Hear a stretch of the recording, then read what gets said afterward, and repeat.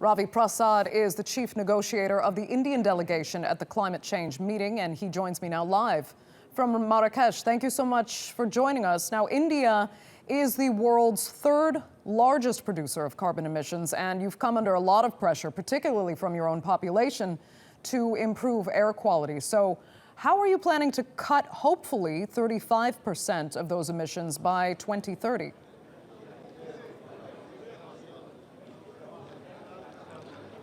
We have very ambitious climate action plans, and as we have already communicated, we are reducing the emission intensity of our GDP by 20 to 25% by 2020, and in 2030, we'll be reaching a goal of 33 to 35% reduction in our emission intensity. We are very ambitious in our renewable energy goals, both solar, wind, and other non-fossil fuel-based energy sources.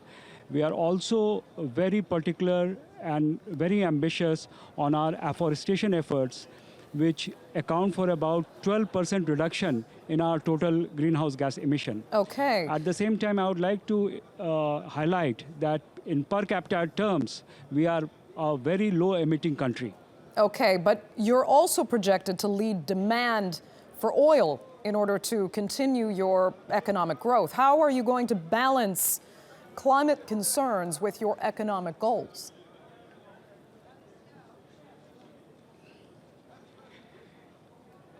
Our thinking on this is very clear.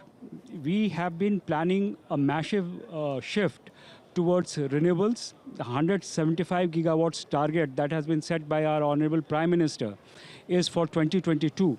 In 5-7 years, we are expecting to have a 10-fold jump in our solar and renewable energy capacities.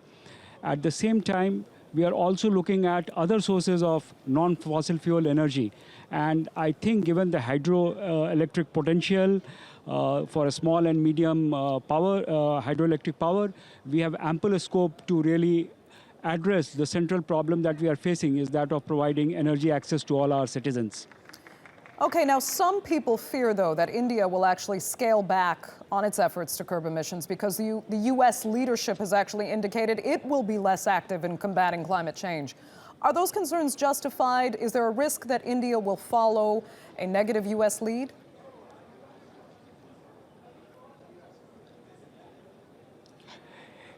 India's climate plans and policies are based on its own development paradigm, which looks at sustainable development along with poverty eradication. We articulated this in our plan documents quite ahead, and that is how we are working. Therefore, we are very strongly committed to our climate action. We want development to go hand in hand with our actions on climate front, on environment front, and we don't see a conflict in that because we have seen it's possible to move on both development as well as environment and climate protection. Okay, Ravi Prasad, chief negotiator of the Indian delegation in Marrakech, thanks so much for joining us.